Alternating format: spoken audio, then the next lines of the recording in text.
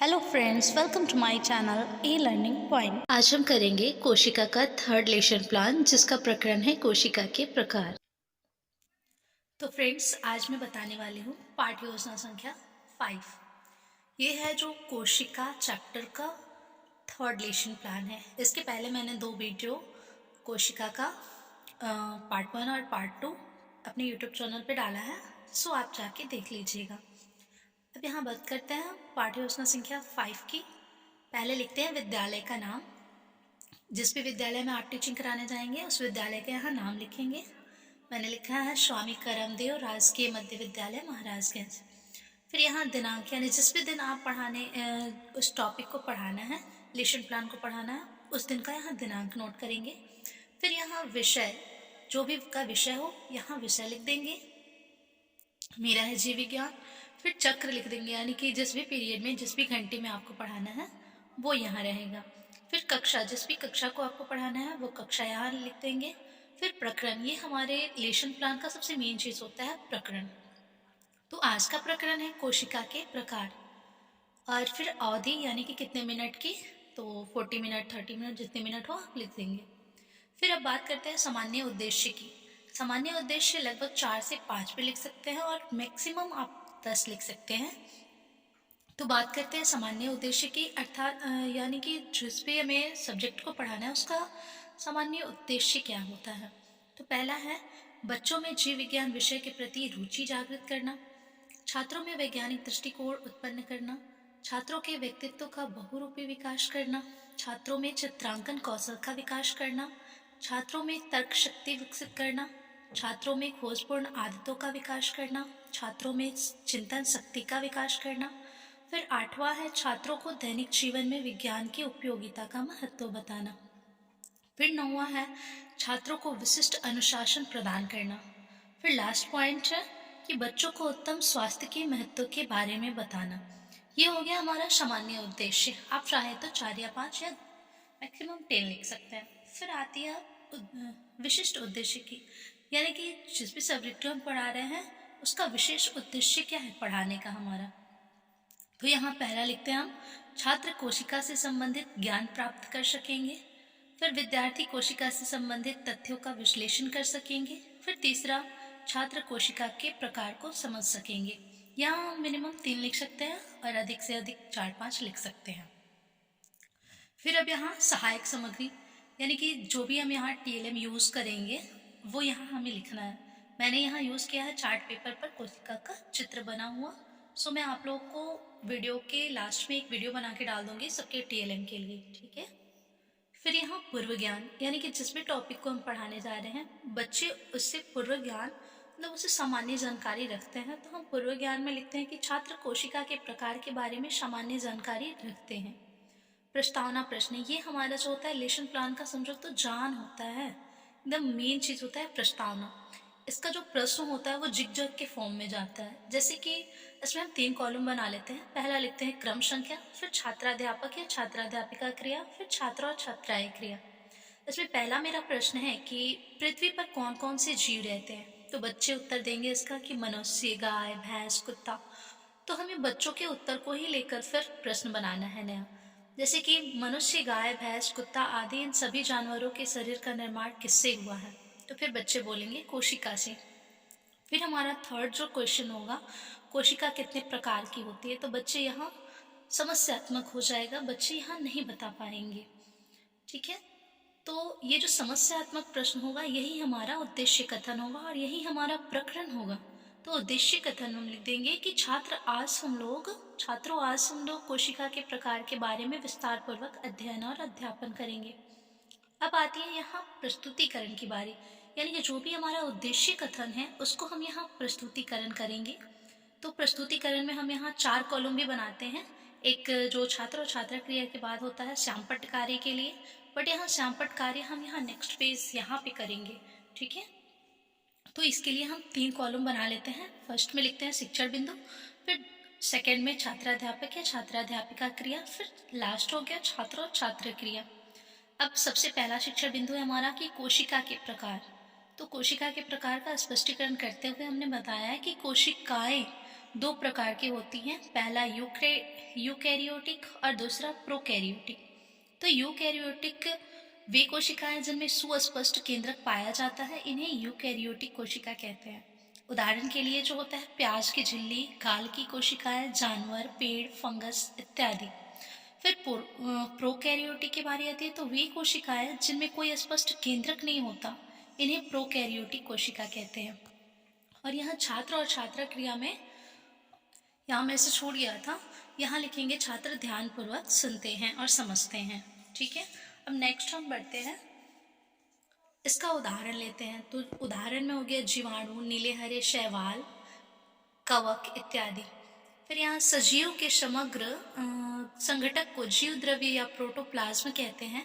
इसमें कोशिका द्रव्य तथा केंद्रक दोनों सम्मिलित होते हैं। यह जीव द्रव्य कोशिका का जीवित पदार्थ कहलाता है। ये हमारा हो गया एक शिक्षण बिंदु का स्पष्टीकरण। जिस भी शिक्षण बिंदु को हम यहाँ पढ़ा रहे हैं, तो उसका श्यामपट्ट कार्य यहाँ बगल में हम कर देंगे ऐसे। यहाँ श्यामपट्ट कार्य में मुख्य मुख्य बिंदुओं को, जैसे कि मैंने लिखा है कोशिका के प्रकार, और ऐसे दर्शा दिया है यूकैरियोटिक, प्रोकैरियोटिक। फिर उदाहरण में दे दिया उसके कि प्याज की झिल्ली, गाल की कोशिकाएं। प्रोकैरियोटिक में उदाहरण जीवाणु, नीले हरे शैवाल, कवक। फिर यहाँ हमने शॉर्ट में यूकैरियोटिक और प्रोकैरियोटिक का डेफिनेशन लिख दिया। तो ऐसे हम श्यामपट्ट कार्य भी करते चलेंगे। फिर यहाँ हम जिस भी शिक्षण बिंदु को पढ़ाए थे, उससे हमें 3 बोध प्रश्न उठाने हैं। 3 बोध प्रश्न में हमारा जो 2 प्रश्न होता है, वो जो भी हमने स्पष्टीकरण किया है उससे रिलेटेड होता है, और एक जो होता है उसमें 3rd नंबर, वो विकासात्मक प्रश्न होता है। यानी कि जो भी हम वो प्रश्न तीसरा पूछेंगे, वही हमें आगे शिक्षण बिंदु में पढ़ाना होता है। जैसे हम दिखाते हैं आपको कि कोशिकाएं कितनी प्रकार की होती हैं, तो बच्चे बोलेंगे 2 प्रकार की। फिर कोशिकाओं के संघटक को क्या कहते हैं, तो जीव द्रव्य। फिर 3rd क्वेश्चन है कि पादप कोशिका तथा जंतु कोशिका किसे कहते हैं, तो बच्चे यहाँ नहीं बता पाएंगे, तो ये हो जाएगा समस्यात्मक। और यही हमें नेक्स्ट शिक्षण बिंदु में पढ़ाना है कि पादप कोशिका तथा जंतु कोशिका में अंतर, ये हमारा शिक्षण बिंदु हो जाएगा। तो फिर इसका स्पष्टीकरण करते हुए हम 2 कॉलम और बना लेंगे, एक पादप कोशिका और एक जंतु कोशिका का, और लिखेंगे इसमें कि इसमें पादप कोशिका में कोशिका भित्ति होती है, जंतु कोशिका इसमें कोशिका भित्ति नहीं पाई जाती है। सेकेंड है पादप कोशिका में रिक्तिकाएं बड़ी होती हैं, जंतु कोशिका में रिक्तिकाएं छोटी होती हैं। 3rd है पादप कोशिका में हरित लवक पाया जाता है। 3rd जंतु कोशिका में हरित लवक नहीं पाया जाता है। फिर 4th है पादप कोशिका में इसमें केंद्रक परिधि की ओर होता है, और जंतु कोशिका में इसमें केंद्रक अधिकांश मध्य में होता है। यहाँ होने के बाद फिर हम यहाँ आते हैं छात्र और छात्रा क्रिया में। तो यहाँ पे भी हमने वही लिखना है कि छात्र ध्यानपूर्वक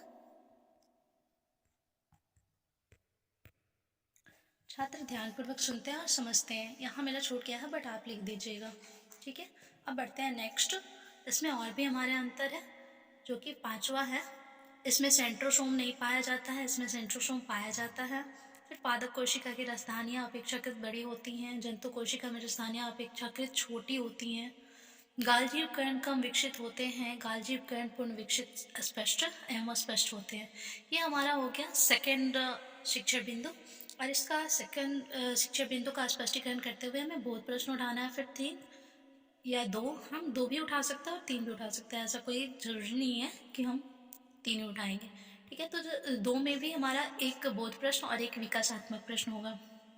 तो फर्स्ट है किस कोशिका में कोशिका भित्ति पाई जाती है, तो बच्चों द्वारा उत्तर आएगा कि पादप कोशिका में।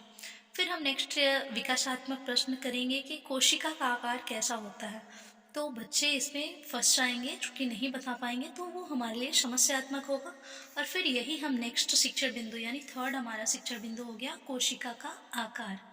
तो इसका स्पष्टीकरण करते हुए हम बताएंगे कि कोशिकाएं अत्यंत सूक्ष्म होती हैं, लेकिन कितनी सूक्ष्म कोशिकाओं के आकार को माइक्रोमीटर या माइक्रेन में मापते हैं। 1 माइक्रोमीटर 1 मीटर का 10 लाखवां भाग होता है। यह 1 सेमी का 10,000वां या 1 मिलीमीटरवा का 1000वां भाग होता है। सामान्यतः कोशिकाओं का आकार 0.5 माइक्रोमीटर से 20 माइक्रोमीटर तक होता है। कुछ बैक्टीरिया तो मात्र 0.2 माइक्रोमीटर तक होते हैं। औसत जंतु कोशिका की लंबाई 20 माइक्रोमीटर होती है।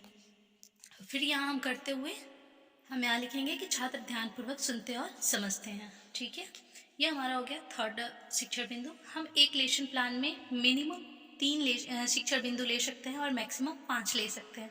तो मैंने एक लेशन प्लान में 3 शिक्षण बिंदु लिए हैं, क्योंकि बहुत लॉन्ग हो जा रहा था, हमें 5 पेज में ही लिखने थे इसीलिए।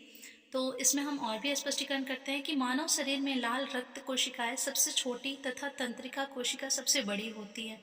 और फिर यहाँ हम स्पष्टीकरण करते हुए बोध प्रश्न अब कर लेते हैं कि कोशिकाओं के आकार को किस में मापते हैं। तो बच्चे उत्तर देंगे माइक्रोन में।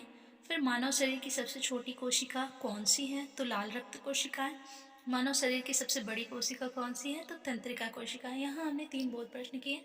अब यहाँ हमने बताया था कि हर भी जो भी हम शिक्षण बिंदु पढ़ाएंगे उसका श्यामपट्ट कार्य कर लेंगे। तो यहाँ हमने श्यामपट्ट कार्य किया है पादप कोशिका तथा जंतु कोशिका में अंतर। यहाँ न जस्ट इसके बगल में हमने यहाँ श्यामपट्ट कार्य किया है और इसका श्यामपट्ट कार्य यहाँ किया है। श्यामपट्ट कार्य मुख्य मुख्य बिंदुओं को हम यहाँ लिख देते हैं ऐसे। फिर आती है बारी निरीक्षण कार्य की। तो निरीक्षण कार्य में हम लिखते हैं कि छात्र श्यामपट्ट पर लिखे गए शब्दों को अपनी कॉपी पर लिखेंगे तथा छात्राध्यापक घूम घूम कर निरीक्षण करेंगे। फिर आती है पुनरावृत्ति की प्रश्न की बारी। तो पुनरावृत्ति प्रश्न में हम 4 से 5 ले सकते हैं, मिनिमम 3 ले सकते हैं प्रश्न। तो पहला है कोशिका कितने प्रकार की होती है। सेकंड, यूकैरियोटिक तथा प्रोकैरियोटिक कोशिका किसे कहते हैं। और थर्ड, पादप कोशिका तथा जंतु कोशिका में अंतर बताइए। फिर यहाँ गृह कार्य देते हैं सबसे लास्ट में हम। तो गृह कार्य में हम कोशिका कितने प्रकार की होती है उनके प्रकारों की व्याख्या करें। और दूसरा है पादप कोशिका तथा जंतु कोशिका में अंतर स्पष्ट करें। तो एक बार मैं आप सभी को दिखा देना चाहती हूँ फॉर्मेट, एक बार आप देख लीजिए लास्ट में। ऐसे हम बनाएंगे।